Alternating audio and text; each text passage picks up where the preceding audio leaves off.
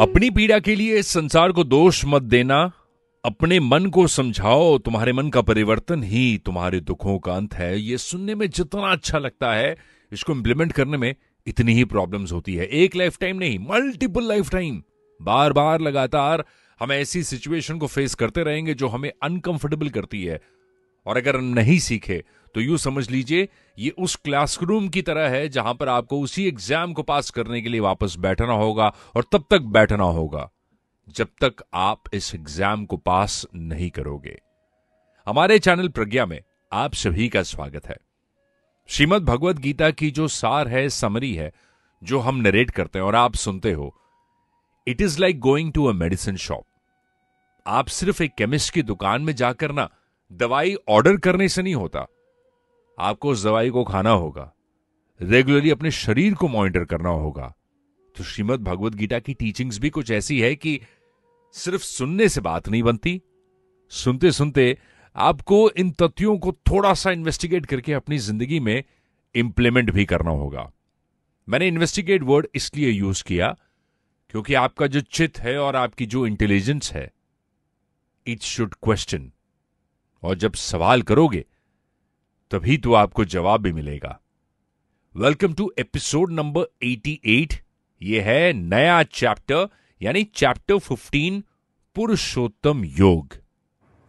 ऊर्ध्वमूलम् अधः शाखम् अश्वत्थं प्राहुरव्यम् छन्दांसि यस्य पर्णानि यस्य तं वेद स वेदवित्।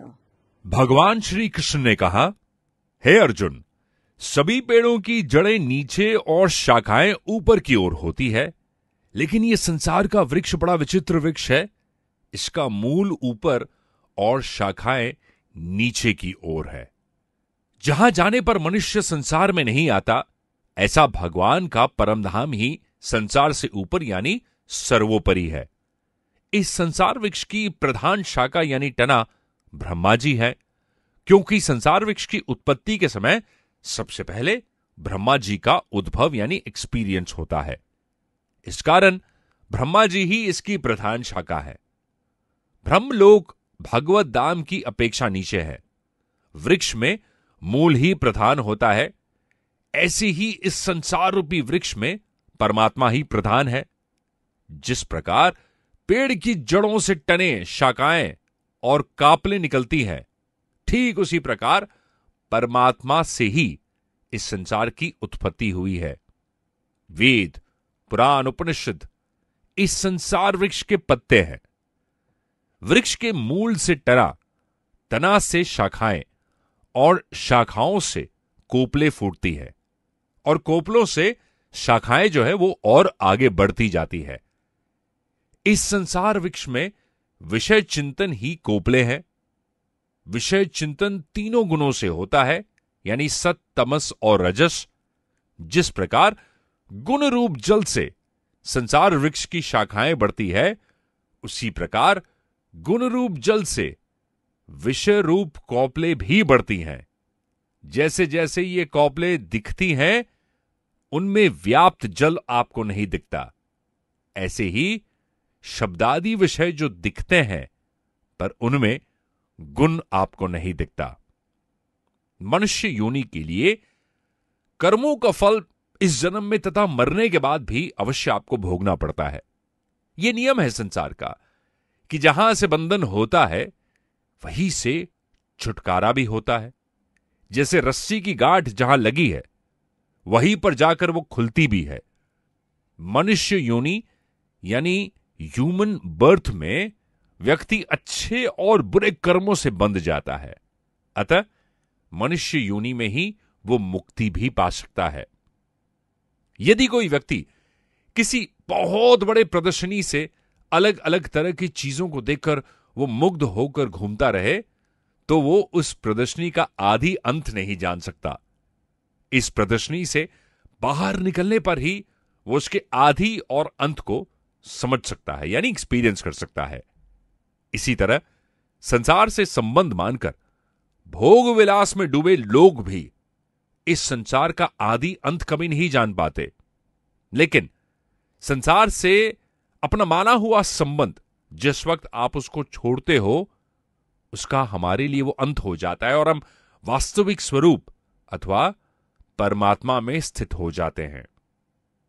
एक व्यक्ति को इस संसार में रहकर अपने स्त्री, अपने पति, अपने पुत्र, अपनी बेटी, अपना यश, अपना धन, अपना आयु, निरोगता आदि समस्त भोग विलास की वस्तुएं चाहे क्यों न मिल जाएं, किंतु मनुष्य को तृप्ति यानी सेटिस्फैक्शन कभी नहीं मिलेगी। इसका कारण यह है कि जीव स्वयं अविनाशी है और ये सभी सांसारिक भोग विलास की चीजें जो है वो नाशवान है। नाशवान चीजों से अविनाशी कैसे तृप्त हो सकता है? एग्जाम्पल, आप किसी चीज के बारे में डिजायर करते हैं, आपके मन में वो इच्छा है, आपके मन में ये प्रार्थना है कि आप जिनसे प्यार करते हो वो हमेशा आपके पास रहे, पर ऐसा तो नहीं होने वाला ना। कभी ना कभी, कहीं ना कहीं आप दोनों में से एक दूसरे को किसी न किसी का साथ जरूर छोड़ना पड़ता है। उस टाइम पे अगर आपका डिजायर बहुत स्ट्रांग रहे तो आपको मन में तृप्ति कैसे मिलेगी? भगवान कहते हैं कि इस संसार वृक्ष की मूल यानी जड़ें बहुत दृढ़ है, फिर भी इनको दृढ़ वैराग्य रूपी शास्त्र से काटा जा सकता है। वैराग्य बहुत तरह के होते हैं। वैराग्य यानी सैक्रिफाइस यानी रिनॉन्सिएशन। एक वैराग्य संसार की चीजों से होता है, दूसरा परिवार में, और तीसरा वास्तविक वैराग्य है जो अपने शरीर से होता है। जब मनुष्य स्वयं ये एक्सपीरियंस करता है कि मैं शरीर नहीं हूं और ये शरीर जो है वो मेरा नहीं है, तब कामना, ममता और तादम्य तीनों मिट जाते हैं और यही वास्तविक रिनंसिएशन यानी वैराग्य है। भगवान कहते हैं कि जो परमात्मा नित्य प्राप्त है उसी को पूरी खोज करनी है। खोज उसी की होती है जिसका अस्तित्व पहले से ही होता है। जो संसार यानी शरीर, परिवार और धन आदि कभी अपना था ही नहीं और होगा भी नहीं, उसका आश्रय न लेकर जो परमात्मा हमेशा से अपने हैं, अपने में है और अभी हैं, उनका आश्रय लेना ही उनकी खोज करना है। मनुष्य का जो नेचर है ना, वो ऐसा है कि वो उसी का आश्रय लेना चाहता है, उसी की प्राप्ति में जीवन भर लग जाता है जिसे वो सबसे बढ़कर मानता है।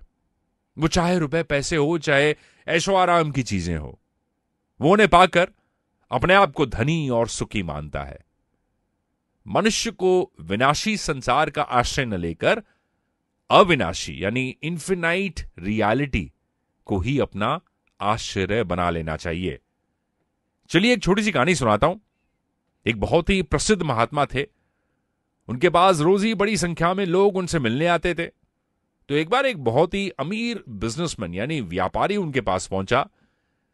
व्यापारी सुन रखा था कि महात्मा बड़ी सरलता में रहते हैं, लेकिन जब वो महात्मा के दरबार पहुंचे तो उन्होंने देखा कि महात्मा तो सोने के आसन में बैठे हुए हैं, चारों ओर सुगंध फैली हुई है और इतने एक्सपेंसिव पर्दे, सेवक उनकी सेवा में लगे हुए हैं और आश्रम में समस्त सुख सुविधाओं का आभार लगा हुआ है। यह देखकर वो चौंक गया और सोचने लगा, यार ये कैसा महात्मा है। उसने महात्मा जी से पूछा, महात्मा जी आपकी बड़ी फेम और पॉपुलैरिटी सुनकर आपका दर्शन करने आया था, लेकिन यहां आकर देखता हूं कि आप तो मेटेरियलिस्टिक चीजों के बीच काफी मजे ले रहे हैं। महात्मा ने व्यापारी से कहा, यदि तुम्हें ऐतराज है तो मैं अभी इसी पल ये सारा वैभव छोड़कर तुम्हारे साथ चलता हूं। व्यापारी ने कहा, हे महात्मा, क्या आप सच में इतने बड़े आलीशान पैलेस को अपने सेवक सेविकाओं को छोड़कर मेरे साथ चले आएंगे? महात्मा जी कुछ न बोले और उस व्यापारी के साथ चल दिए और जाते जाते अपने सेवकों से कहा कि यहां जो भी है सुख सुविधाओं की वस्तु आप गरीबों में बांट देना। दोनों अभी कुछ ही दूर चले थे कि अचानक व्यापारी जो है वो रुका और पीछे मुड़ा, कुछ सोचने लगा। महात्मा ने मुस्कुराकर पूछा कि क्या हुआ, रुक क्यों गए? व्यापारी ने कहा, महात्मा जी मैं आपके दरबार में अपनी चप्पल भूल आया हूं, मैं जाकर जरा लेकर आता हूं।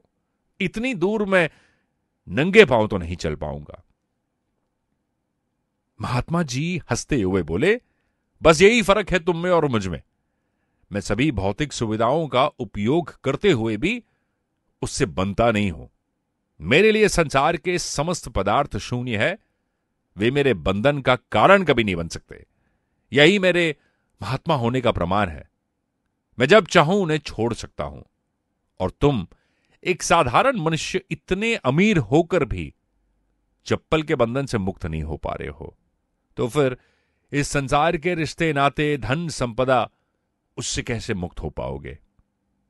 इसलिए दोस्तों, मटेरियलिस्टिक चीजों का प्रयोग यानी उपयोग करना कोई गलत बात नहीं है, लेकिन उनके मोह माया में बंध जाना वो सबसे बड़ी प्रॉब्लम है। यही हमारे जीवन का अंतिम उद्देश्य होना चाहिए। ये मोह ही दुखों का सबसे बड़ा कारण है। हमारा आज का एपिसोड कैसा लगा हमें कमेंट करके जरूर बताएं। और ये काम हम सनातन धर्म के लिए कर रहे हैं, ताकि जो भी इन वीडियोस को सुने, अगर आपको कुछ अच्छा लगे तो हमारे चैनल को सब्सक्राइब जरूर कीजिए और ये लिंक अपने दोस्तों के साथ, अपने फैमिली मेंबर्स के साथ जरूर शेयर करें।